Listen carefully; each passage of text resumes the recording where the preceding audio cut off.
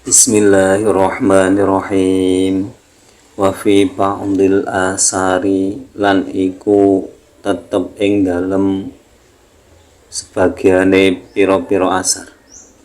Apa anna katabal mubahati sak temene tulisane pira-pira kang den wenangake alal qauli iku netepi ing atase ucapan malakul yamin bihi ing katabal mubahat likatibis sayyiati maring malaikat kang nulis pira-pira keelekan. Nah, jadi dalam sebagian asar itu riwayat dari sahabat atau catatan sahabat bahwa sesungguhnya catatan yang dibolehkan oleh malaikat yamin atau malakul yamin kepada malakul yasar itu baru dicatat oleh malakul yasar. Jadi apabila seorang hamba itu melakukan sebuah kesalahan, nah terus malakul yasar itu bertanya kepada malakul yamin, apa perlu dicatat? Maka sama malakul yamin itu tidak boleh dicatat dulu. Jadi malakul yasar itu mencatat kejelekan manusia itu sampai malakul yamin membolehkan atau mengizinkan untuk dicatat. Kalau tidak diizinkan ya tidak dicatat. Dalam keterangan sebelumnya itu 6 jam. Jadi orang yang berbuat dosa itu dikasih waktu 6 jam sebelum dicatat. Kalau sudah bertobat, dicatat tobatnya, bukan kejelekannya. Itu. Wa ta'rindu lan ngengokake sapa malakul yamin suhaifal a'mali ing pira-pira lembarane pira-pira amal ala Rasulillahi sallallahu alaihi wasallam ing atase Rasulullah sallallahu alaihi wasallam sobahan ing dalam waktu isuk wa masaan lan ing dalam waktu sore. Nah, terus malaikat yamin dan malaikat yasar tadi itu lembaran-lembaran catatan amal seorang hamba itu diperlihatkan kepada Rasulullah SAW setiap pagi dan sore.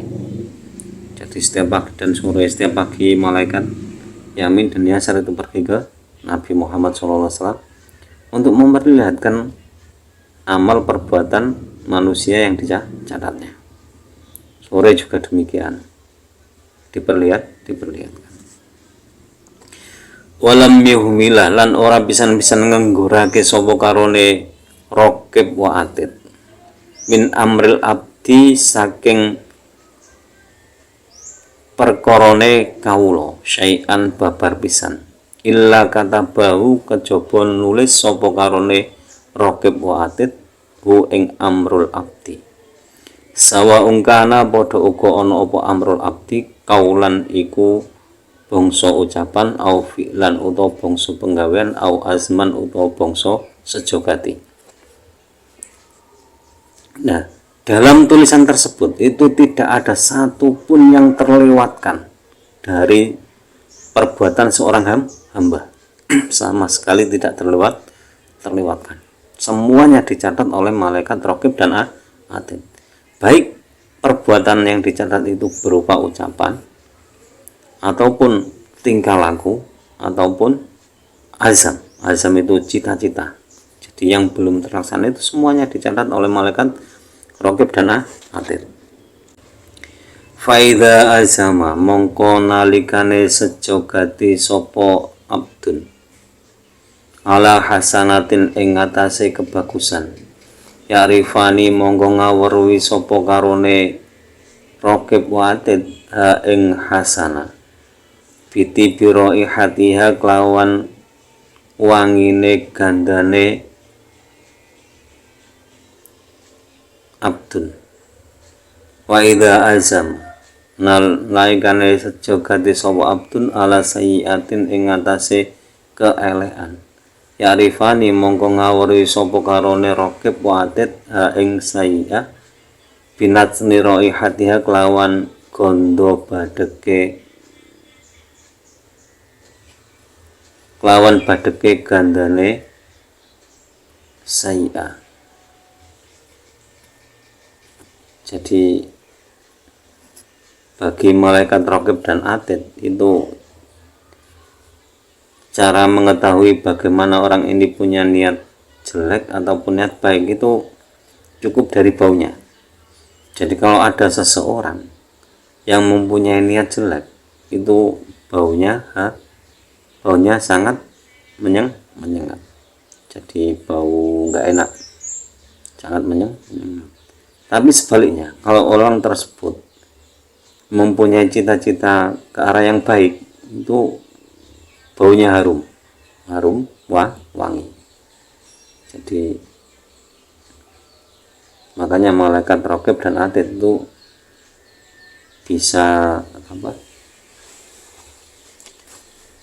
menandai bahwa kalau orang tersebut mempunyai cita-cita jelek, baunya nggak enak. Tapi kalau punya cita-cita baik, baunya enak, harum. Faidha faroko mongko nalikane misai sapa al-katibani malaikat kang nyatet karone al-abda ing kawula ing hadhil afali ing dalem nalikane ikilah pira-pira tingkah falayamna'u mongko ora bisa nyegah apa dalika mengkono-mengkono afal ming kitabatin saking nulis ma ing perkara yastira kang metu apa ma minhu saking al-abdu. Jadi meskipun malaikat raqib dan atid atau malaikat katibani yang mencatat, malaikat pencatat amal tidak ikut dalam hal-hal tersebut, tapi mereka masih tetap bisa mencatat apa yang diperbuat seorang hamba ketika dalam keadaan melakukan hal-hal tersebut. Jadi jangan terus dianggap bebas. Oh, berarti kalau ketika buang air kecil atau air besar kita melakukan apa-apa tidak dicatat. Tidak, bukan demikian. Walaupun dalam hal itu malaikat tidak ikut kita, tapi malaikat masih tetap bisa mencatat apa yang kita perbuat. Kenapa seperti itu? Li'annallaha krana setuhune Allah ya jalu iku ndadekake sapa Allah lahuma kedue karone malakani lahuma kedue karone katibani alamatan ing tetenger ala dalika ing atase mengkono-mengkono afal.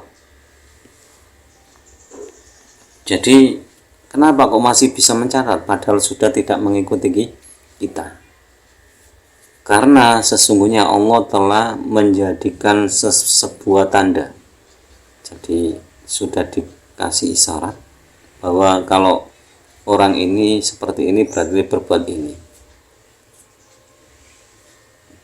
Semua malaikat tahu. Jadi malaikat pencatat amal itu tahu kalau ini berbuat ini, tandanya ini.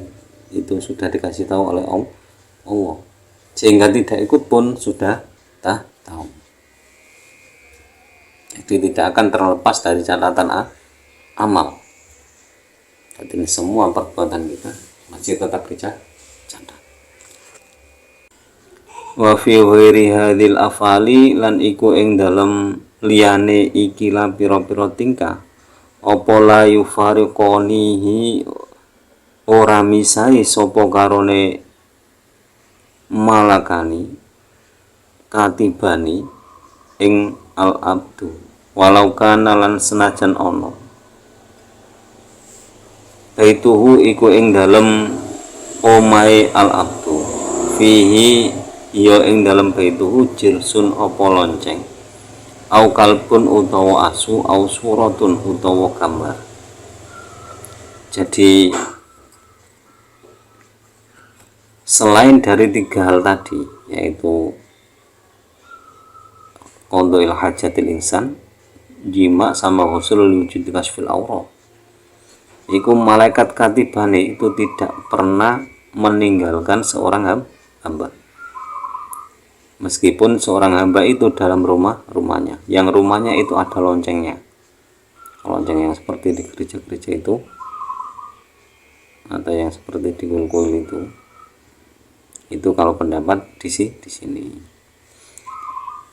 Atau di dalam rumah itu ada seekor anjing, atau di dalam rumah itu ada surah, ada gambar yang ditempel, foto-foto. Jadi tidak akan memisahkan diri malaikat yang mencatat amal. Wa ma hadisu la tadkhulul malaikata baitan fihi jirsun wa nahuhu. Wa ma hadisun lan anapun utai hadis. Rupane hadis la tadkhulul malaikata. Malaikat la tadkhulu ora bakal mancing al malaikatu sapa malaikat baitan ing dalem omah fihi kang iku tetep ing dalem bait jirsun apa lonceng wa nahwu lan sepadane jirsun. Jadi lalu bagaimana dengan hadis katanya tidak akan masuk seorang malaikat ke dalam rumah yang di dalam rumah itu ada loncengnya, atau ada anjingnya, atau ada gambarnya. Fal muradu mongko utai kang den karepake malaikatur rahmati iku malaikat rahmat. Dadi fal muradu mongko utai kang den karepake la tadkhulul malaikata baitan fihi jirsun, malaikatur rahmati itu iku malaikat rahmat.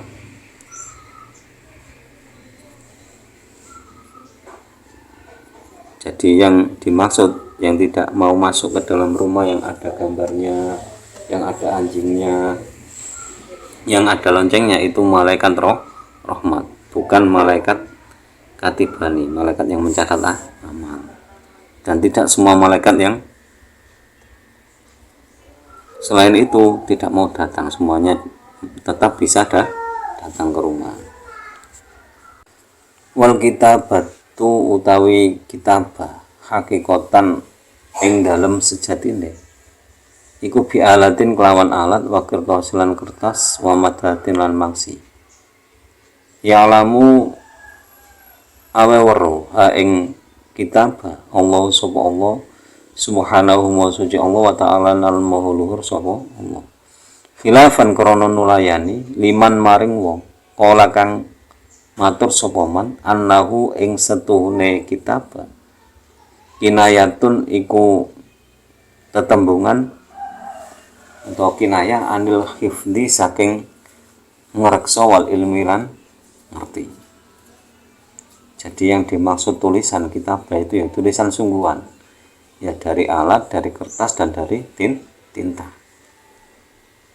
Itu. Jadi itu yang sejati tulisan.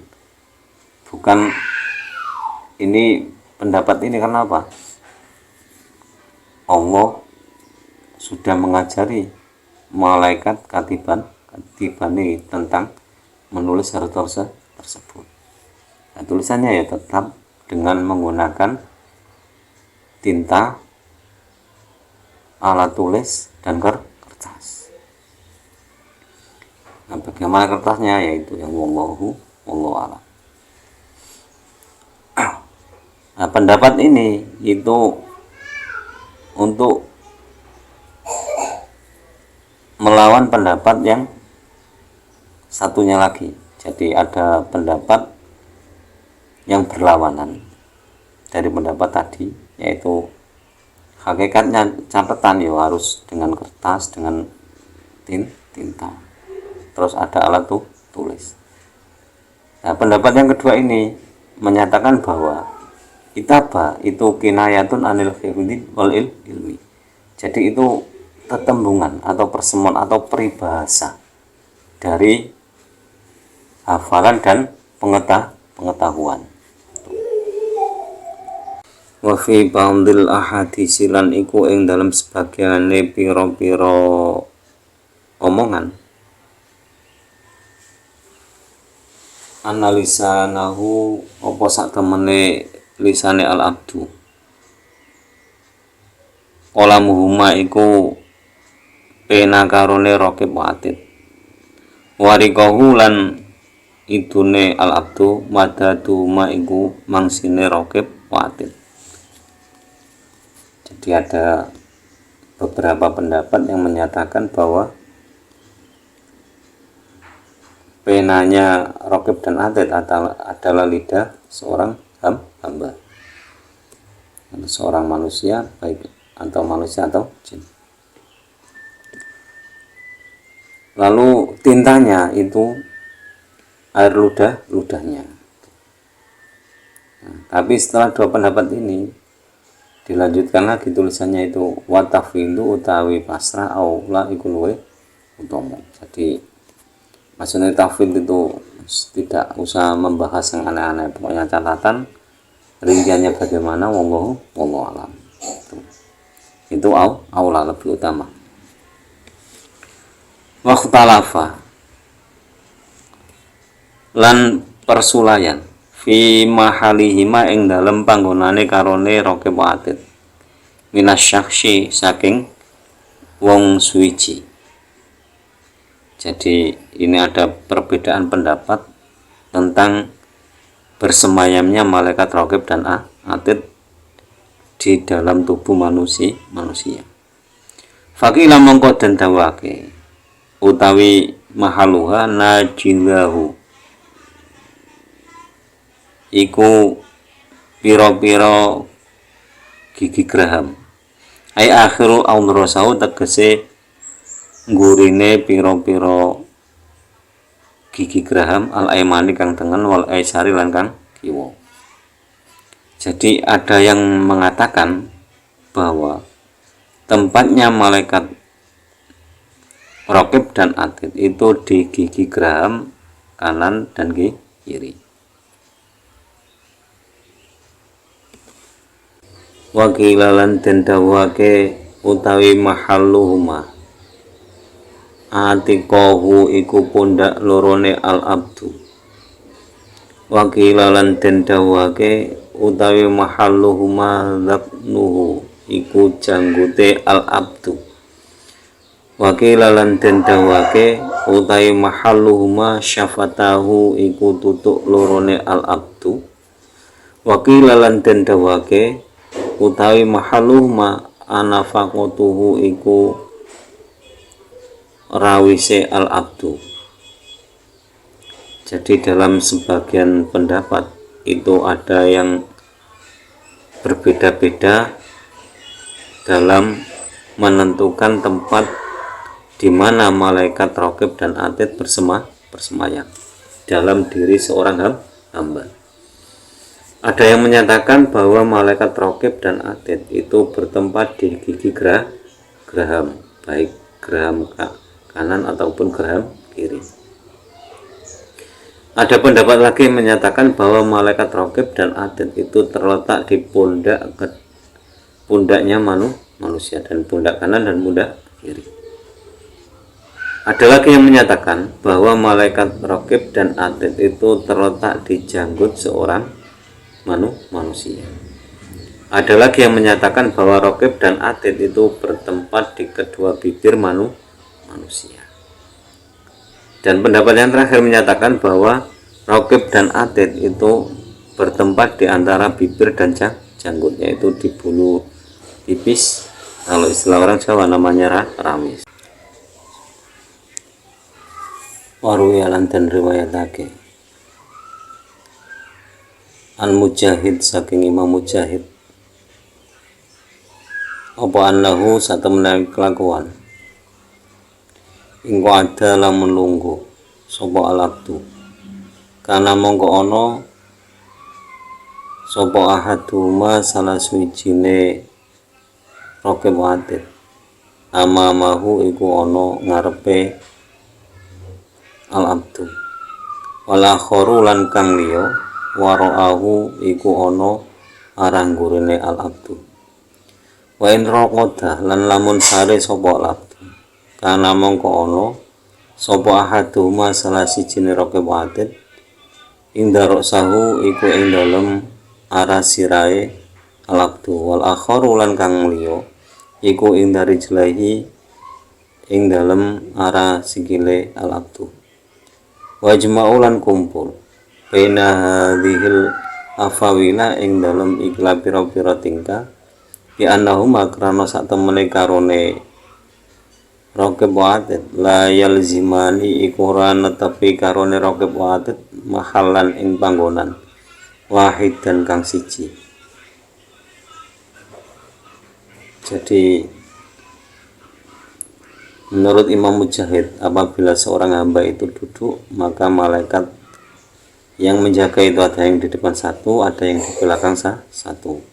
Apabila seseorang itu tidur, ada yang di atas kepalanya, ada yang di sebelah kakinya, ada yang di arah kakinya. Nah, sehingga ada wajma baina hadil afawili, jadi ada pendapat yang keduanya berkumpul dalam satu tempat. Padahal bi annahuma la yalzumani mahalan. Nah, malaikat raqib dan atid itu tidak pernah berkumpul dalam satu tempat. Wal aslamu utawi luwes slamete fi imsali dzalikal waqf. Fi imsali dzalika ing dalam contoh mengkono-mengkono kok ada kana haduma ila akhirih al waqfu iku menang. Kala ngendikaake ing aslamu fi imsali dzalikal waqfu al Baijuri sapa Imam Baijuri. Jadi untuk lebih selamatnya ya biarkan pendapat-pendapat itu berlalu lalang, kita memilih untuk diam. Jadi diam itu lebih selamat. Jadi jangan berkomentar kalau orang duduk itu malaikat di depan dan di belakang, kalau tidur di atas kepala, di bawah kaki dan sebagainya, atau baina hadil afawili, atau dalam hal-hal apapun di antara keduanya itu biarkan itu pendapat Imam Mujahid dan yang lainnya. Itu memang mereka mempunyai ijtihad sendiri, tapi kita sebagai orang awam, kalau menurut Imam Bajuri wal aslamu fi imsali dzalika al waqfu, jadi lebih selamatnya terhadap contoh-contoh yang tersebut itu kita diam, itu agar kita selamat. Jadi demikian pembahasan tentang malaikat hafidun. Jadi dalam hal malaikat hafidun itu nanti perkembangannya ada yang katibani, ada yang hafadho, murni dan sebagainya. Jadi semoga penjelasan yang saya sampaikan bermanfaat dan semoga bisa bermanfaat fi dunya wal akhirah, dan semoga lantaran ngaji ini kita diberi tambahan ilmu Allah. Semakin hari semakin bertambah ilmu, semakin bertambah hidayah, dan semoga lantaran ngaji ini guru-guru kita, orang-orang tua kita diampuni dosanya oleh Allah, diampuni kesalahannya, dan dirahmati oleh Allah Subhanahu wa taala. Akhirul kalam, ihdinas siratal mustaqim, wallahul muwaffiq ila aqwamit thoriq.